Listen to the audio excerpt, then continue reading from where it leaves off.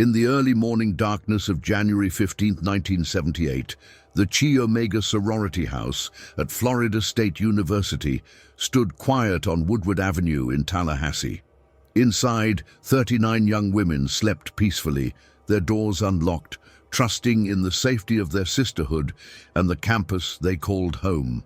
It was a different time, a time when students walked freely across campus at 3 in the morning without fear. The sorority house sat at the epicenter of FSU's social life, just blocks from the sweet shop, a cherished soda fountain from the days when FSU was still the Florida State College for Women, and near the Red Garter night spot where students gathered. This was a place of dreams, of futures being built, of young women on the cusp of their lives. But evil had come to Tallahassee. 1 week earlier, on January 8th, a man had arrived in the city by bus from Atlanta. His name was Theodore Robert Bundy, though he would rent a room under the alias Chris Hagan at a boarding house on West College Avenue, mere blocks from the Florida State campus. Ted Bundy was not a stranger to law enforcement. He was a fugitive, having escaped twice from Colorado jails, where he awaited trial for kidnapping and murder. By the time he reached Tallahassee, authorities across multiple western states were hunting him for a string of disappearances and murders of young women. He had a type, attractive college-aged women with long dark hair parted in the middle, and Florida State University was full of them. Bundy initially told himself he would find legitimate work, stay clean, remain undetected. He applied for a construction job, but abandoned it when asked for identification. Instead, he reverted to old patterns, shoplifting food and stealing credit cards from women's purses left unattended in grocery store shopping carts. For 1 week, he prowled the campus, studying, watching, waiting.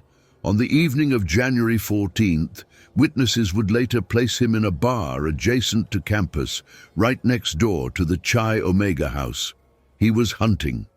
At approximately 3 o'clock in the morning on Sunday, January 15th, Nita Neary, a Chi Omega resident, returned home from a date.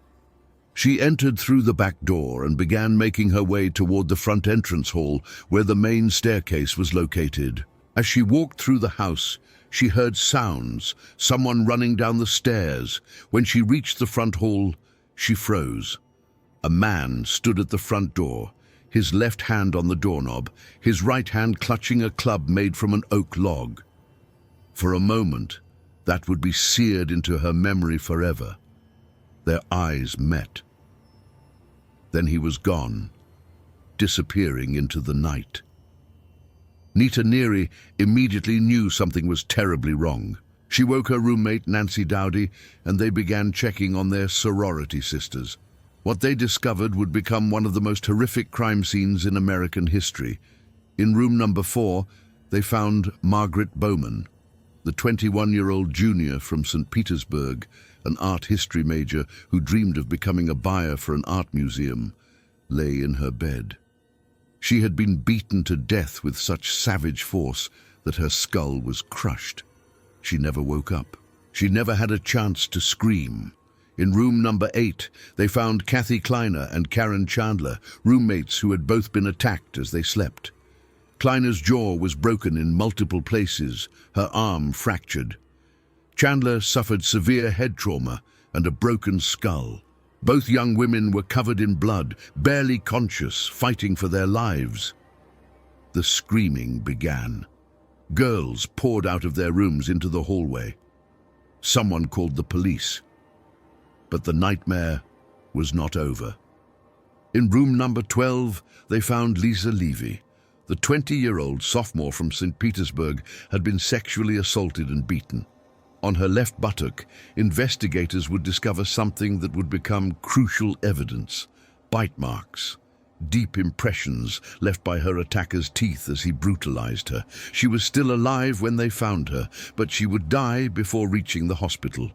4 young women attacked, 2 dead, 2 fighting for their lives.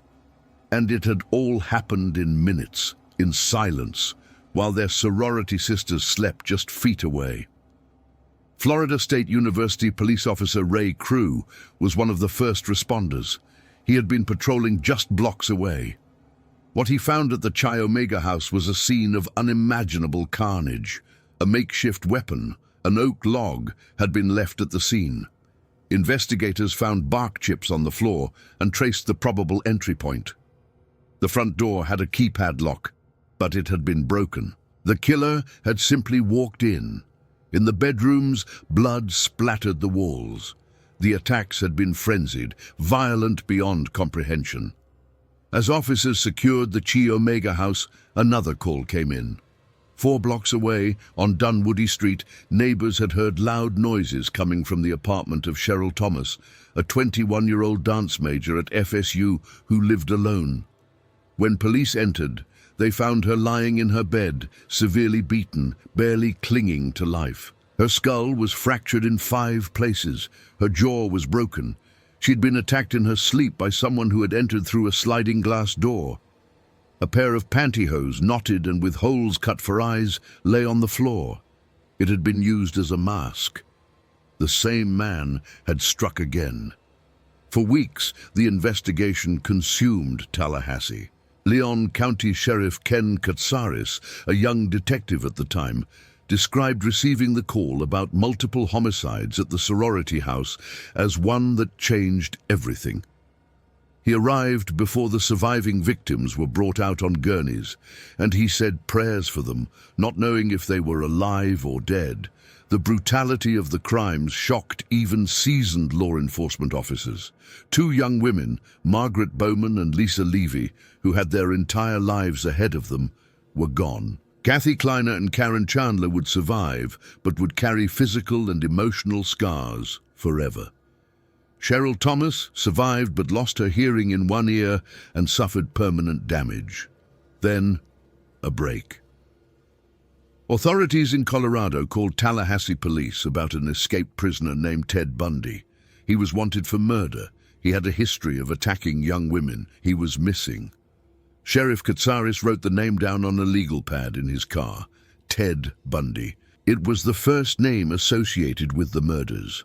On February 15, 1978, nearly a month after the Chi Omega attack, Pensacola police officer David Lee pulled over a suspicious vehicle in the early morning hours. The pastel-colored Volkswagen Beetle had stolen plates. When Officer Lee approached, the driver gave him a stolen driver's license with someone else's name. After a foot chase and a struggle, the driver was taken into custody. Inside the vehicle, investigators found identification credentials of female FSU students and multiple stolen credit cards. The man finally revealed his true identity, Theodore Robert Bundy. When Officer Lee arrested him, Bundy reportedly said, "I wish you had killed me." But there was one more victim, one more horror that Bundy had inflicted during his time in Florida. While investigators pieced together his movements, they discovered that on February 9th, just days before his arrest, Bundy had abducted 12-year-old Kimberly Diane Leach from her junior high school in Lake City, Florida. She had long, dark hair parted in the middle. Her body was found weeks later near the Suwannee River State Park. She was his final victim. The trial of Ted Bundy for the Chi Omega murders was a media sensation, the first murder trial televised nationally in the United States. 250 reporters from 5 continents descended on Miami, where the trial had been moved. Despite having court-appointed attorneys, Bundy insisted on defending himself, his narcissism and grandiosity on full display. But the evidence was overwhelming. Nita Neary identified him as the man she saw leaving the Chi Omega house with the club. The bite mark on Lisa Levy's body was forensically matched to impressions of Bundy's teeth by dental experts. It was revolutionary forensic evidence. Kathy Kleiner and Karen Chandler, still recovering from their injuries, testified against him. Cheryl Thomas, who would never fully recover from her traumatic brain injury, told her story. On July 24, 1979, after less than 7 hours of deliberation, The jury convicted Bundy of 2 counts of first-degree murder, 3 counts of attempted first-degree murder, and 2 counts of burglary. Judge Edward Cowart sentenced him to death. Bundy would eventually confess to 30 murders across 7 states, though investigators believe the actual number may be far higher, perhaps as many as 100 victims. On January 24, 1989, Theodore Robert Bundy was executed in Florida's electric chair for the murder of Kimberly Leach. Outside the prison, crowds gathered, some celebrating, some holding signs that read, "Burn, Bundy, burn." For the families of his victims, for the survivors who lived with the memories of that terrible night, it was a measure of justice, but it could never undo what had been done. The Chi Omega House still stands at Florida State University. A plaque commemorates Margaret Bowman and Lisa Levy. Students still live there, still walk those halls, still sleep in rooms where unspeakable violence once occurred. The front door now has better locks. But the memory of that January morning in 1978, when evil walked through an unlocked door and shattered the lives of so many, remains forever.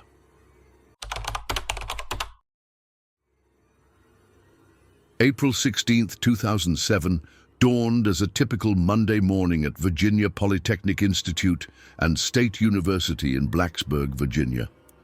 Students trudged to early classes across the sprawling campus of more than 30,000. The spring semester was winding down, finals approaching, graduation just weeks away for seniors.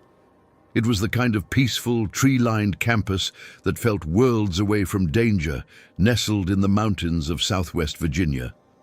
By the end of the day, it would become the site of the deadliest mass shooting on a college campus in American history. 32 people would be dead, 17 others would be wounded by gunfire. 6 more would be injured jumping from windows to escape.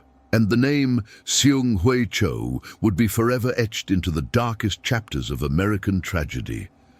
Cho was 23 years old, a senior English major at Virginia Tech. He was not a stranger to anyone on campus, yet he was a stranger to everyone. Born in South Korea on January 18, 1984, he had immigrated to the United States with his family when he was 8 years old. They settled in Centerville, Virginia, a suburb of Washington, D.C., where his parents ran a dry cleaning business. From an early age, Cho was different. He was painfully shy, so quiet that by middle school he was diagnosed with selective mutism, an anxiety disorder that prevented him from speaking in certain situations. He was also diagnosed with severe depression. His parents sought help for him. He received therapy and medication through middle school and high school. But there was something else, something darker beneath the silence. In his 8th grade year, 1999, the Columbine High School massacre occurred. 2 teenagers, Eric Harris and Dylan Klebold, killed 13 people and wounded 24 others before taking their own lives. The nation was traumatized. And Seung-Hui Cho was transfixed. In a school assignment, he wrote about wanting to repeat Columbine. His sister reported this to their parents. He was sent to a psychiatrist. Yet he continued through high school, graduating from Westfield High School in 2003 with a grade point average of 3.52. He seemed to be managing. His family hoped college would be a fresh start. At Virginia Tech, Cho's behavior became increasingly disturbing. He took creative writing classes, and the work he submitted horrified his professors and fellow students. He wrote plays filled with graphic violence, characters being murdered, obsessive themes of rage and revenge. His playwriting professor, Edward Falco, later said the plays were not good writing, but were at least a form of communication, though Cho's responses to other students' work showed he could be articulate when he chose to be. Another professor described his writing as very adolescent and silly, with elements of violence throughout. Classmates found his work morbid and grotesque, but it was not just his writing. In 2005, Cho was accused of stalking 2 female students. Neither pressed charges, but campus police were involved. Then, in November 2005, his roommates became concerned that he was suicidal. He was taken to a mental health facility for evaluation and diagnosed with a mood disorder. In December 2005, a court ordered him to undergo outpatient treatment. He was found to be a danger to himself, yet the outpatient treatment never happened. Due to privacy laws, miscommunication between agencies, and a lack of follow-up, Cho fell through the cracks. Virginia Tech counselors noted he was troubled but saw no signs of homicidal intent.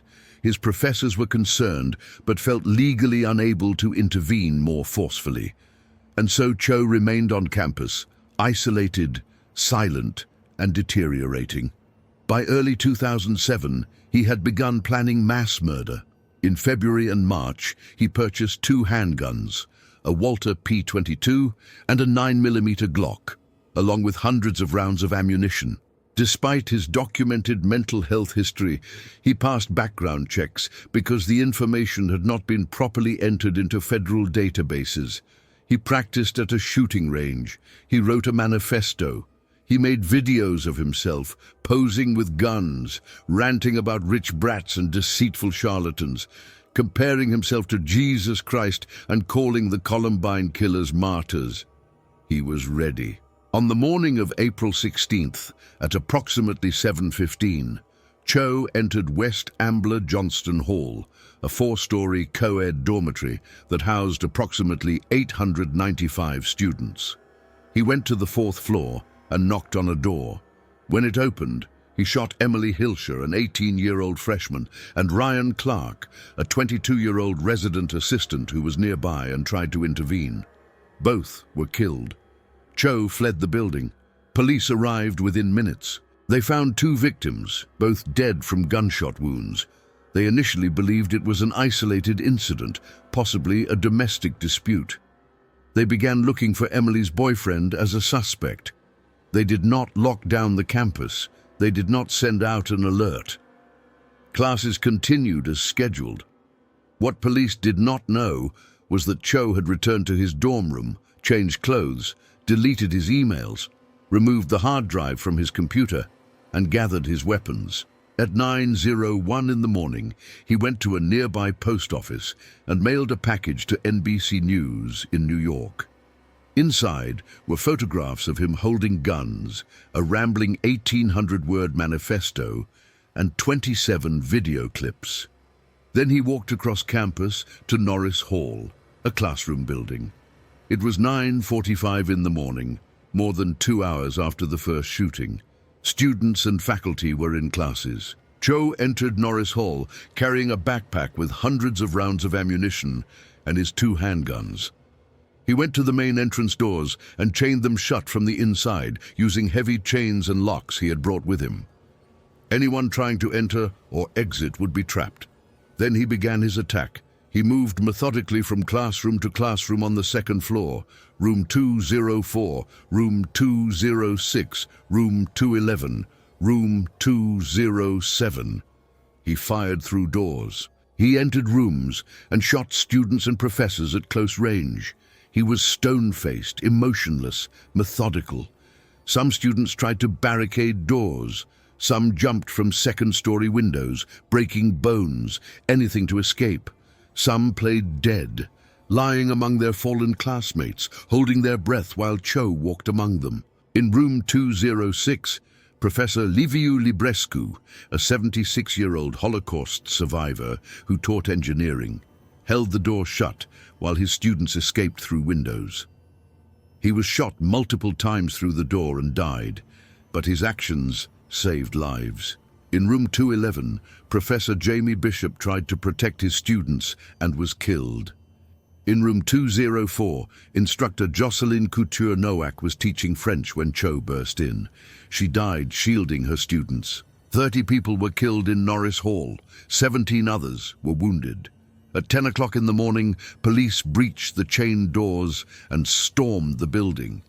When they reached the 2nd floor, they found bodies in hallways, in classrooms, piled near windows where students had tried to escape, and they found Seung-Hui Cho, dead from a self-inflicted gunshot wound to the head. He had saved the last bullet for himself.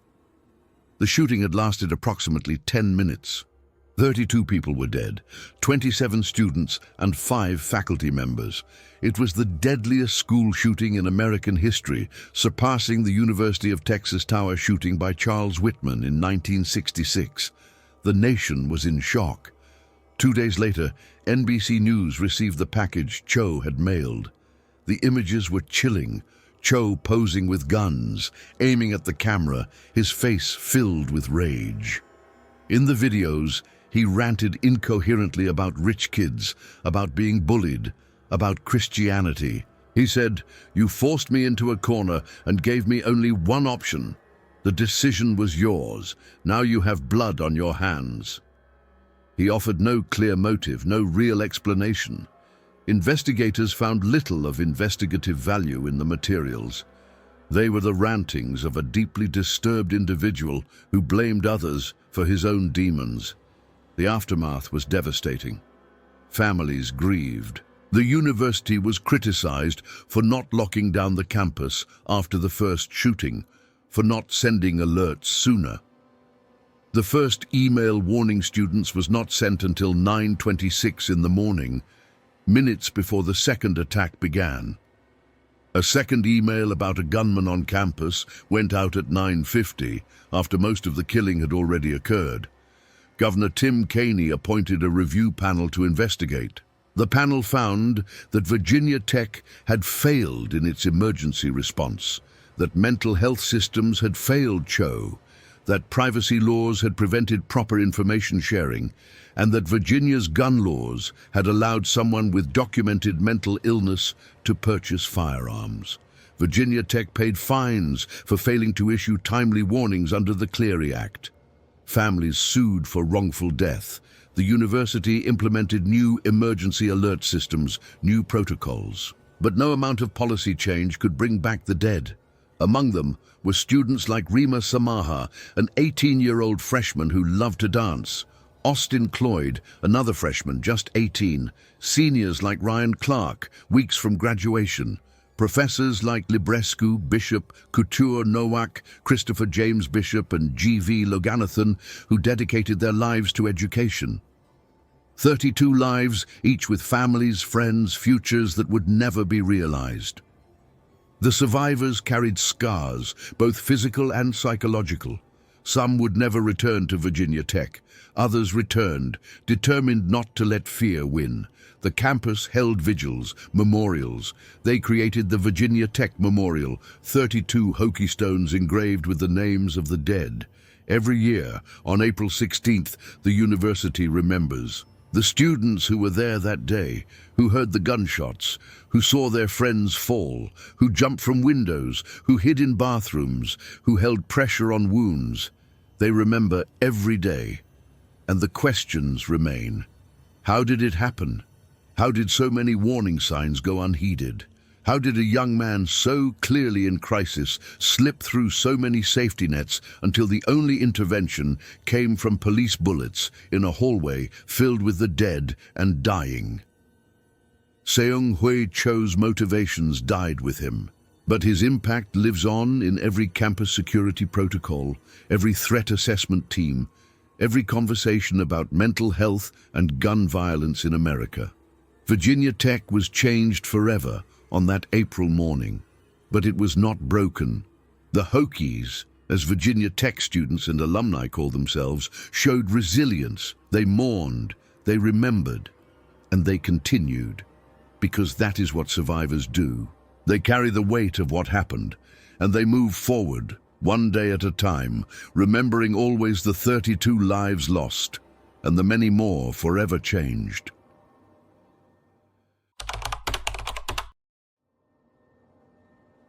In the spring of 2010, the University of Virginia campus in Charlottesville was alive with the energy of approaching graduation. The historic grounds, designed by Thomas Jefferson himself, were bursting with dogwood blooms. Senior students prepared for final exams, celebrated their last weeks of college life, and looked forward to bright futures. Among them were two star lacrosse players who seemed to have everything: youth, talent, success, and the admiration of their peers.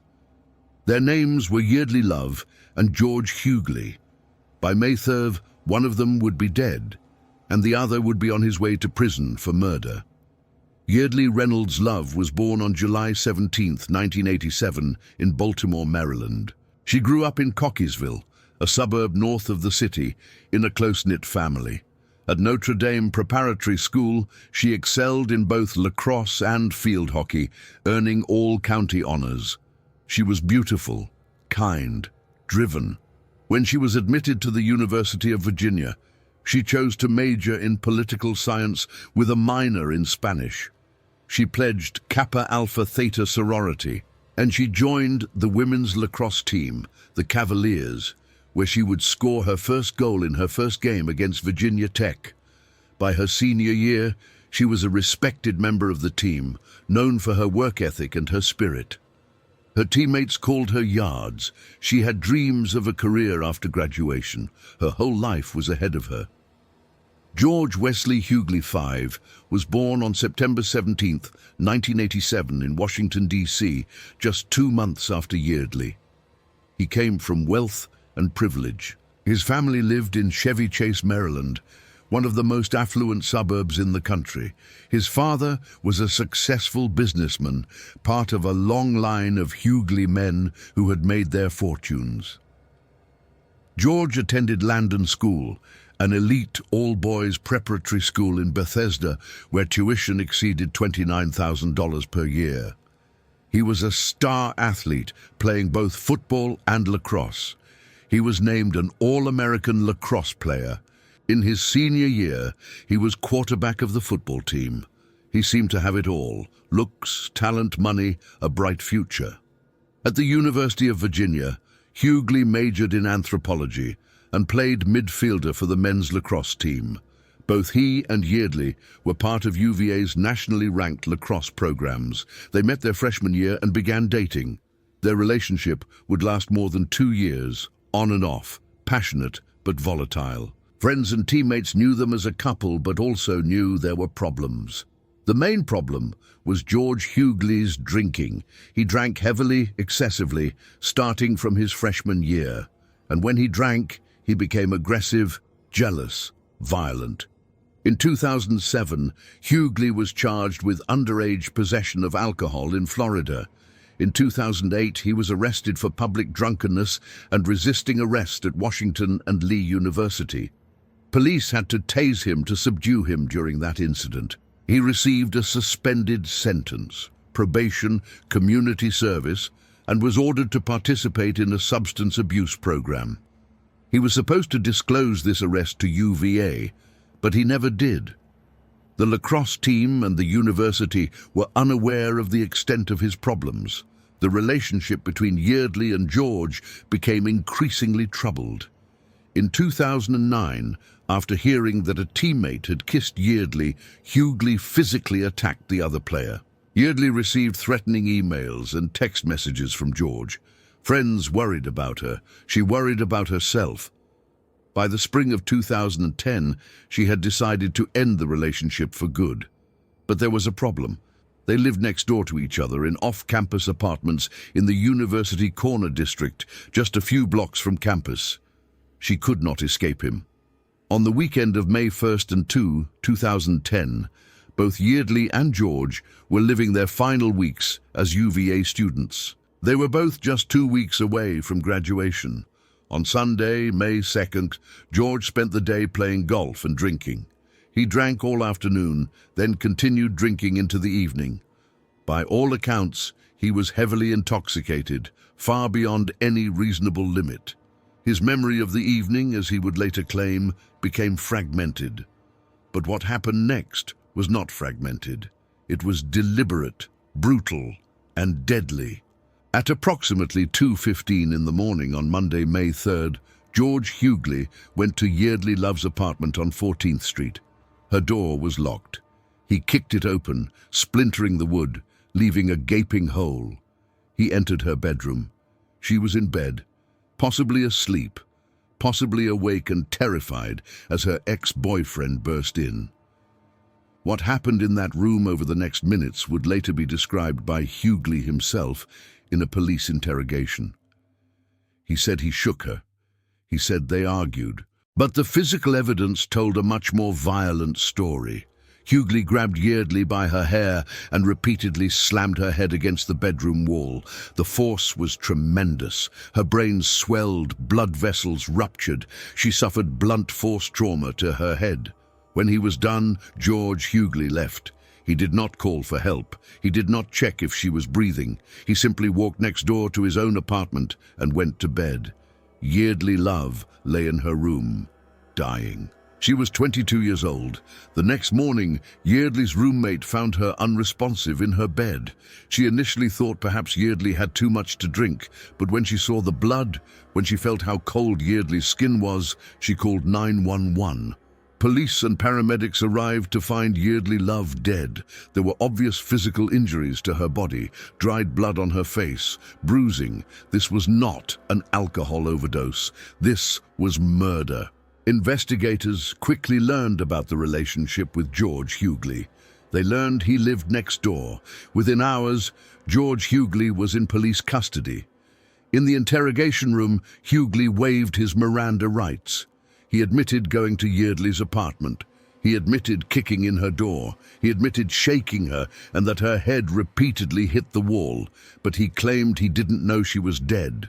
Detective Lisa Reeves had to tell him. "George, I have to tell you something," she said. "She's dead. You killed her." His response was telling. He didn't break down. He didn't sob. He simply said that they were just going to talk, that he wanted her to chill out. The video of that interrogation would later be played in court, and it would show a young man more concerned with himself than with the woman whose life he had just taken. On May 4, 2010, George Hughley was charged with first-degree murder. The University of Virginia community was in shock. The lacrosse teams were devastated. On May 6th, a candlelight vigil was held. Thousands attended. UVA President John Castine said he hoped Yeardley's death would inspire an anger and sense of outrage that would ensure no woman, no person, would ever experience such violence again. On May 8th, a funeral mass was held at the Cathedral of Mary Our Queen in Baltimore. 2,000 people attended to mourn a young woman whose life had been stolen just weeks before she was to graduate and begin her adult life. The trial began in February 2012. Prosecutors presented overwhelming evidence. The broken door, the blood. The medical examiners report that Yeardley died of blunt force trauma to the head, George Hughley's own admissions. His defense attorneys argued that he was too drunk to form the intent necessary for first-degree murder, that Yeardley's death was a tragic accident, not intentional. But the jury did not buy it. On February 22, 2012, after 9 hours of deliberation, they convicted George Hughley of second-degree murder and grand larceny for stealing Yeardley's laptop computer, which he took from her apartment after killing her. He was sentenced to 23 years in prison. He is currently serving that sentence and is not eligible for release until 2030. But the legal battles did not end with the criminal trial. Yeardley's mother, Sharon Love, filed a wrongful death lawsuit seeking to hold George Hughley civilly liable for her daughter's death. The lawsuit sought $29.5 million in compensatory damages and $1 million in punitive damages. The civil trial took place in April and May 2022, nearly 12 years after Yeardley's death. George Hughley was brought from prison to testify. On the stand, he claimed he remembered very little due to his excessive drinking. He compared his memory to a slideshow where 98% of the slides had been removed. He said he did not remember breaking into her room, did not remember the attack, did not remember leaving her to die. But toward the end of his testimony, he turned to Yeardley's mother and sister and apologized. "I miss her and think about her every day," he said. I would do anything to take back that night. I take responsibility for what happened to her, and I should have never gone over to her apartment that night. Yeardley's sister shook her head. Their mother tried to stifle sobs. On May 2nd, 2022, the jury found George Hughley liable and awarded $15 million in compensatory damages, $7.5 million to Yeardley's mother and $7.5 million to her sister. They did not award punitive damages, but they found that Hughley acted with willful and wanton misconduct, which means he cannot discharge the debt through bankruptcy.